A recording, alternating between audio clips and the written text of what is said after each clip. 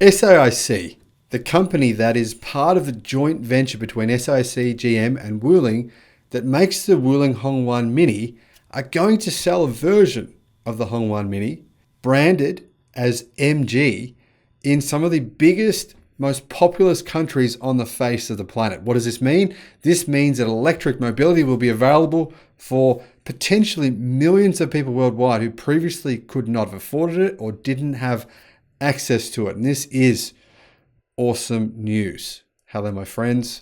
Welcome to the channel. I'm the Electric Viking. Great to have you here. Make sure you subscribe and check out some of the 1,000+ videos we've made over the last 7 months, talking about all these kinds of things going on in the market, showing you what's really going on in the global market, not just what's going on in the US or just Tesla or just Europe, or, we cover everything. Last year, Wuling General Motors, SAIC, built and sold 427,000 of these little mini electric cars. They're about 3 meters long in China alone. That makes it the second most popular vehicle on the face of the planet, which is electric, even though it was only sold in one country. Imagine when they start selling these things globally. Now, they're not planning on actually selling this GM SAIC Wuling version globally, but they are actually planning on selling an MG version. Part of the reason is that MG is a known global entity. It's a known brand, and they already have dealerships in many countries around the world. In fact, Australians love MG electric cars, and so do people in the UK. They're selling extremely well right now. So what SAIC are doing is saying, well, thanks GM, but we don't need you for this. We're going to go it alone. Thanks Wuling, we don't need you either. See you later. And they're going to build these electric cars, these mini electric cars, on the same platform using a similar sized battery pack, a 20 kilowatt hour battery pack with LFP batteries. They also have a different version that comes with NCM chemistry batteries or lithium ternary battery pack. And like I said, they're going to brand it as an MG car. So far, SAIC has accumulated 800,000 electric vehicle sales to date. And cumulative sales of the Hongwan Mini EV have hit 600,000. Apparently, they plan on selling this new Mini EV, which will cost probably around about $12,000 in the global marketplace. Now, they didn't say exactly which countries, but they did give us some idea of where they're going to start first. They said the first phase will be Southeast Asia and Middle Eastern markets, including Indonesia. And in addition, they're going to India and Egypt and building factories there as well. In the third stage, they're planning on hitting Europe, Japan, and South Korea to fully establish their EVs globally. So yeah, the US, I don't think so, at least not soon.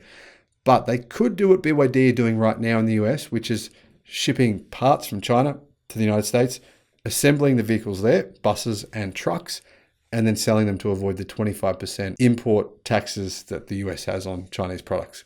That's a possible strategy that they could pursue. So what do we know about this car?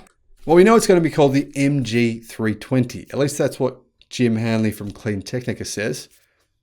And it's going to be the least expensive electric car. In other words, the cheapest electric car sold in India, period.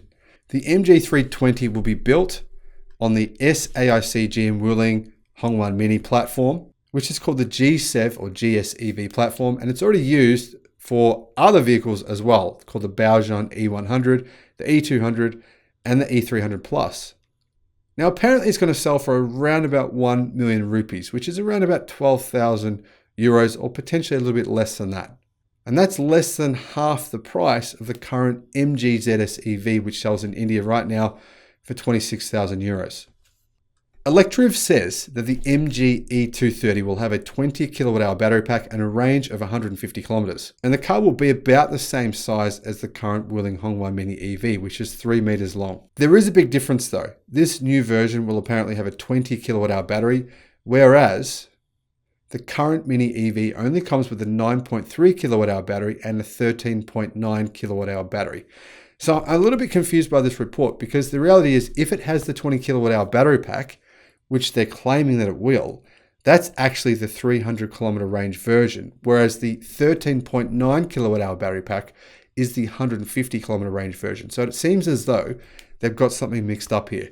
Either the vehicle is the 13.9 kilowatt hour version, Or it's the 20 kilowatt hour version, which is what they're claiming, but that is going to give the vehicle a range of closer to 300 kilometers. Remember, this is a very small vehicle, very lightweight, so it doesn't need a lot of batteries to go a pretty long way. What else do we know? It's expected to come with certain safety features to make it legal in a lot of these countries, including ABS, rear parking sensors, an advanced driver assistance system, automatic parking, voice commands, and dual front airbags. In addition, it's going to get over-the-air updates as part of the package. And then what does it look like? Well, unfortunately, we don't actually know what it looks like yet, but it's probably going to look a bit like the Baojun E300 or maybe even like the Mini Hongwan EV. Clean Technica says that MG Motors India President Rajiv Chhabra told the press the company's next launch will be an electric crossover based on a global platform that will be customized for range and Indian regulations and customer tastes.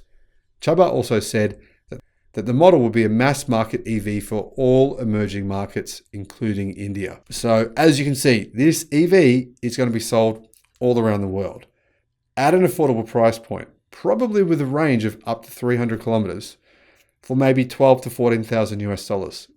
Is that something you would consider? Now, I know many Americans say that this wouldn't sell in America. If it was in a crash, it would be crushed. It would be destroyed. It's terrible. It's too small. But consider this. Every day in America, millions of people commute via electric scooter, via bicycle, via motorcycle, or via walking, sometimes on the road. Is not a small electric car like this, with those safety features we just pointed out, safer than all of those choices? I think it could be. Of course, if it comes across a Ford F-150 or a Ford F-350 and has a head-on smash with one of those vehicles, then yeah, it would be destroyed. But to be honest, that's a pretty bad argument. Think about it this way. If a Ford F-350 is hit by a semi-truck, yeah, the same thing is going to result to the Ford driver, right, of the truck. It's going to get squashed. There's always someone bigger than you on the roads. Just keep that in mind. I think this is the perfect car for the global electric vehicle revolution. And honestly, I'm really happy and excited to see this car become a global car. And I've been talking about this on this channel for a while now. I've been saying, please, we need a car like this for people who can't afford full-size EVs or people who don't need a big car. I mean, we don't need everyone driving these massive cars around. It's unnecessary. You can fit two of these in a normal parking space. It's a perfect solution in my view. And in addition to that, having a smaller battery pack means it needs less energy. There's less car to carry around. We use less of the world's energy. I think it's brilliant. Let me know in the comment section below, though, what you think.